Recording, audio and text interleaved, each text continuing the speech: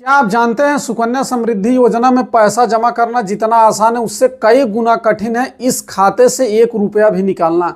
कई माता पिता सोचते हैं कि बेटी की उम्र 18 साल होते ही पूरा पैसा मिल जाएगा, लेकिन सच्चाई कुछ और है।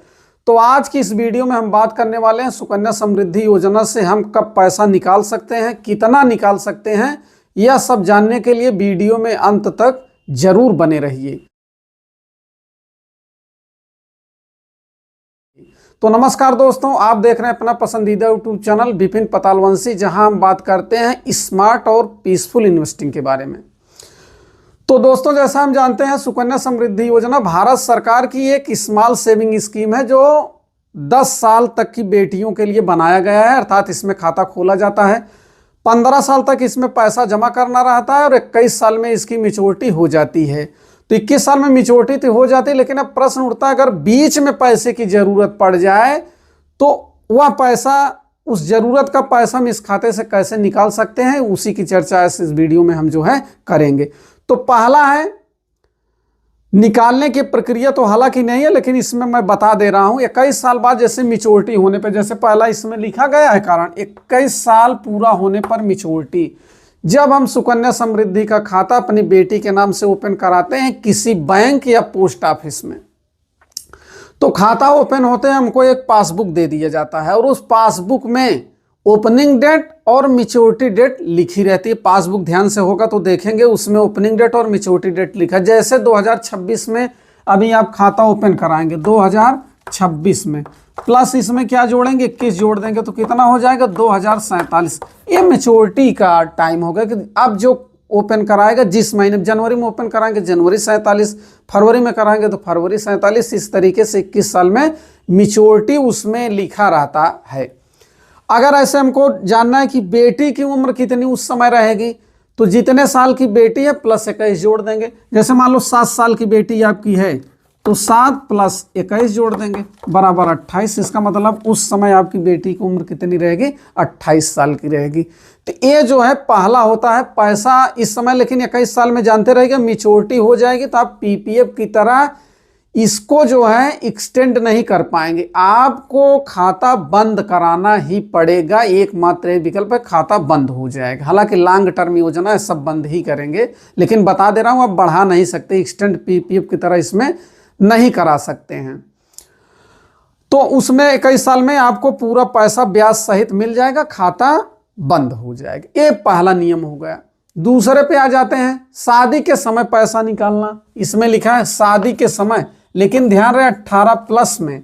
जैसे जानते हैं भारत में शादी की उम्र लड़कियों की 18 साल, लड़कों की 21 वर्ष है न्यूनतम मिनिमम एज। तो 18 साल के बाद शादी करते हैं तो सुकन्या समृद्धि खाते की आपकी जो इन्वेस्टमेंट यात्रा है मान ली जाती है कि पूरी हो गई और आपका पूरा पैसा आपको ब्याज सहित दे दिया जाता है। लेकिन यहाँ एक बात का बहुत गहराई से ध्यान रखेंगे, महत्वपूर्ण बात है, ये नियम तभी लागू होगा जब शादी के आप 1 माह पूर्व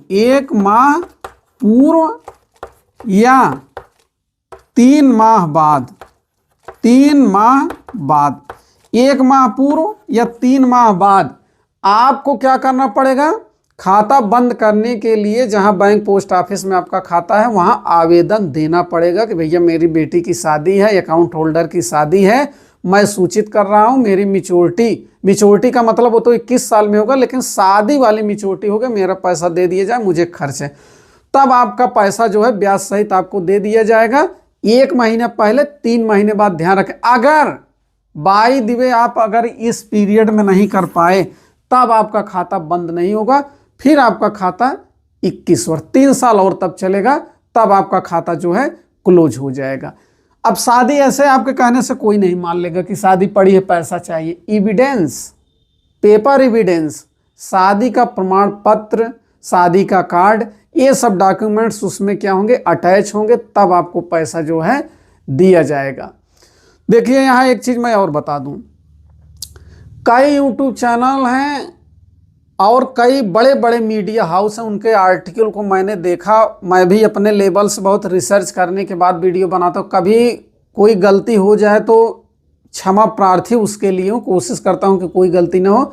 तो तो कई मीडिया हाउस यूट्यूब चैनल वाले बताते हैं कि शादी के नाम पे जो है 50% पैसा इसमें से विड्रॉल किया जा सकता है। लेकिन मैं बता दूं, मैं चाहे इंडियन जो पोस्ट ऑफिस की वेबसाइट है उस पर देखा, इसके बाद state bank of India, bank of Baroda, इनकी वेबसाइटों पे देखा। इसके अलावा जो बहुत एक एथेंटिकेट वेबसाइट है नेशनल सेविंग इंस्टीट्यूट की, उसमें जो PDF दिए उसमें भी कहीं नहीं लिखा कि आप शादी के नाम पे विड्रॉल 50% कर सकते हैं। एजुकेशन के नाम पे कर लेंगे, अभी आगे उसकी चर्चा मैं करूंगा, लेकिन शादी के नाम पे 50% विड्रॉल का कोई रूल रेगुलेशन उसमें नहीं दिया गया है। हाँ, ये दिया गया है कि अगर आप 18 साल के बाद शादी करते हैं तो आप अपना अकाउंट प्रीमेच्योर क्लोज करा सकते हैं, पूरा पैसा ब्याज सहित आपको दे दिया जाएगा। लेकिन पार्शियल विड्रॉल का रूल शादी मैरिज में नहीं दिया गया है। ये मैं अपने रिसर्च से देखा हूँ, थोड़ा मैं आप लोगों के लिए होमवर्क छोड़ रहा हूँ, आप लोग भी देख लीजिएगा इसको। तो ये चीज इसमें हो गया।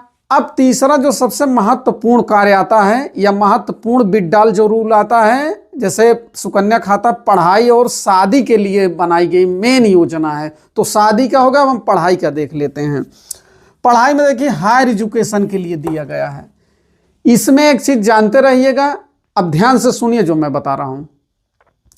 ये विड्रॉल पार्शियल कब होगा? बेटी की उम्र 18 वर्ष पूर्ण होने पर या 10th स्टैंडर्ड पास होने पर, जो पहले हो। या तो 18 साल बेटी हो जाए तब निकाल सकती, चाहे जिस क्लास में रहे, या तो 10th स्टैंडर्ड पास हो जाएगी, चाहे 16 साल में पास हो जाए। देख नहीं ना, 6 साल में एक में एडमिशन इस समय रहा, उससे नीचे वालों का एक में एडमिशन नहीं होगा। फिर 10 हो, 10 6 16, 17 साल में अगर पास कर लेती है 10, तो उसी में आप जो है पैसा निकाल सकते हैं। फिर 18 साल पूरा होने की कोई ज़रूरत नहीं है। कारण क्या है कि या तो बेटी की उम्र 18 वर्ष पूर्ण हो जाए या 10th स्टैंडर्ड, दोनों कंडीशन में निकाल सकते हैं। तो 16-17 में पास हो जाएगी तब भी आप इसमें से पैसा निकाल लेंगे, इसमें कोई दिक्कत नहीं है। इसके लिए आपको पार्शियल विड्रॉल दिया जाएगा, बस पूरा पैसा आप नहीं निकाल पाएंगे, न आप अकाउंट बंद कर पाएंगे इस बिहाफ पे। तो इसके लिए आपको फॉर्म एक 3 आता है, फॉर्म वो भरना पड़ता है। जब आप विड्रॉल फॉर्म भरेंगे उसके पहले, जैसे हमने विड्रॉल के लिए फॉर्म भरा बैंक या पोस्ट ऑफिस जहाँ हमारा अकाउंट है, तो उसके पहले के वित्तीय वर्ष में जितना पैसा रहेगा उतना पैसा का 50% आप निकाल पाएंगे। उसके पहले का वित्तीय वर्ष का मतलब जान लेते हैं। जैसे मान लीजिए आज 15 जनवरी 2026 है, तो हमको मान लीजिए कल ही पैसे की जरूरत, परसों पैसे की जरूरत है, इमेजिन कर रहा हूं। तो मान लीजिए जनवरी में आपको जरूरत है पैसे की, सॉरी थोड़ा इसको मिटा लूं। अब आपको जैसे जनवरी में पैसे की जरूरत है, तो जनवरी 2026, अब उसमें रूल रेगुलेशन में क्या लिखा गया है, इसके पहले का वित्तीय वर्ष, इसके पहले का वित्तीय वर्ष क्या हो जाएगा? 31 मार्च 2025। वित्तीय वर्ष का मतलब 1 अप्रैल से 31 मार्च को वित्तीय वर्ष कहा जाता है। तो जनवरी 26 के पहले का वित्तीय वर्ष 31 मार्च 2025 होगा। इसमें जो पैसा जमा रहेगा उसका 50% आप विड्रॉल कर पाएंगे उच्च शिक्षा के लिए। अब 50% का मतलब, अब जैसे हम कल्पना कर लेते हैं कि इस समय मान लीजिए 10 लाख रुपए आपके सुकन्या खाते में है, तो इसका कितना निकाल पाएंगे? 5 लाख रुपए आप जो है एजुकेशन के लिए निकाल सकते हैं। अब इसमें कई होशियार लोग होंगे जो सोच रहे होंगे कि 11-12 में एडमिशन कराना है, 5-7 हज़ार फीस लगेगा, 5 लाख निकाल लेंगे। तो उनकी बात है, उनके लिए मैं बता रहा हूं। तो जैसे हायर एजुकेशन के लिए दिया जाए, उच्च शिक्षा हो या प्रोफेशनल कोर्स हो या कॉलेज यूनिवर्सिटी के फीस के लिए अमाउंट दिया जाता है, जानते रहिएगा। इसी आधार पे सुकन्या समृद्धि योजना से आपको पैसा निकालने की अनुमति भी है। अब उसमें क्या होगा, बैंक या पोस्ट ऑफिस कहेगा भैया ठीक है पैसा मिलेगा आपको, क्यों नहीं मिलेगा, जब 10th स्टैंडर्ड पास हो गई है बिटिया तो लाइए स्लिप फीस का। अब स्लिप आपको ले जाना पड़ेगा। तो एडमिशन फीस स्लिप की आवश्यकता होगी, जिसमें जो संस्थान की ओर से दिया जाएगा। जिस इंस्टीट्यूशन में पढ़ेगी बेटी, उसके बाद 11th में या 12th में या BSc करे, कोई प्रोफेशनल कोर्स करे, जो आप कोर्स करवाएंगे उस इंस्टीट्यूट का फीस रसीद लगेगा और उस पर पूरा विवरण होगा कि कितने फीस की रिक्वायरमेंट है। उसी आधार पे आपको पैसा निकालने की अनुमति होगा। ये नहीं कि 10,000 की जरूरत है आपको 4 लाख निकालने की अनुमति नहीं मिलेगी। अब अगला प्रश्न आ जाता है, पैसा कैसे मिलेगा या पैसा हम कैसे निकाल सकते हैं।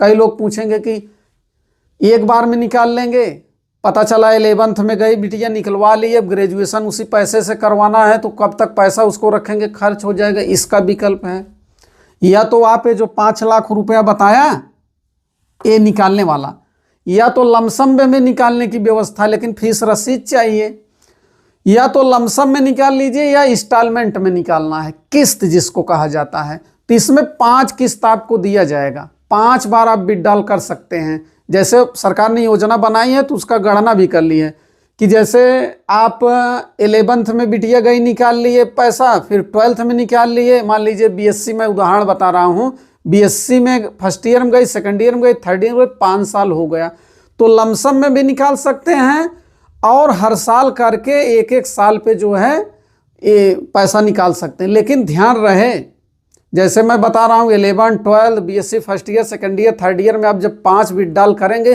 5 बार आपको जो है फीस रसीद स्लिप उतने अमाउंट का लगेगा जितना आप निकालना चाह रहे हैं। ये बात समझ में आ गई होगी। तो ये निकालने के 3 रूलों पर चर्चा हो गई, 3 नियम ये हैं पैसा निकालने के।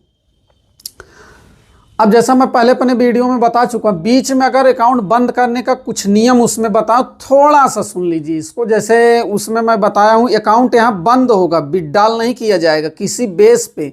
हाँ, कुछ नियम है जिनके आधार पर आप अकाउंट बंद करिए ना करिए, चलने दीजिए, उसमें कोई दिक्कत नहीं है। जैसे माता पिता नागरिकता अगर बदल लिए, किसी दूसरे देश के नागरिक हो गए, आप अकाउंट नहीं चला सकते, आपका अकाउंट बंद कर दिया जाएगा। कारण भारत के नागरिकों के लिए, आप नागरिकता ले लिए अमेरिका ऑस्ट्रेलिया का, तो आप नहीं चल पाएंगे। बेटी को गंभीर बीमारी हो गई, उस हालात में भी आप पैसा निकाल सकते हैं चाहें तो, गंभीर बीमारी इलाज के लिए। अब भगवान न करे बेटी की दुर्भाग्य अवस्था में भाई मृत्यु हो गई, तो उस स्थिति में तो पैसा तत्काल आपका ब्याज सहित वापस कर दिया जाता है। या जो अभिभावक या माता पिता हैं उनकी मृत्यु हो जाए, खाता संचालन करने वाले, तब भी आप जो है खाता बंद कर सकते हैं, चलाना चाहें तो चला भी सकते हैं, इसमें कोई दिक्कत नहीं है। ऐसे मामलों में ध्यान रहे, डॉक्यूमेंट, मेडिकल, डेथ सर्टिफिकेट देना क्या है, जरूरी है। तो दोस्तों अगर मैं कहूँ तो सुकन्या समृद्धि योजना लंबे समय के लिए एक शानदार योजना है, लेकिन इसकी निकासी जो है पैसे की, उसको समझना क्या है, बेहद ज़रूरी है। तो अगर आपको यह वीडियो पसंद आया तो लाइक करें, चैनल को सब्सक्राइब करें, कुछ ना कुछ कमेंट जरूर किया करें कि क्या आपको पूछना रहता है तो अच्छा लगता कमेंट करते हैं, तो मुझे भी दिशा मिलती है, मोटिवेशन मिलता है। तो लाइक करें और इसको सब्सक्राइब करें, कोई ना कोई कमेंट जरूर लिखिए। मिलते हैं अगले किसी वीडियो में। जय हिंद, जय भारत।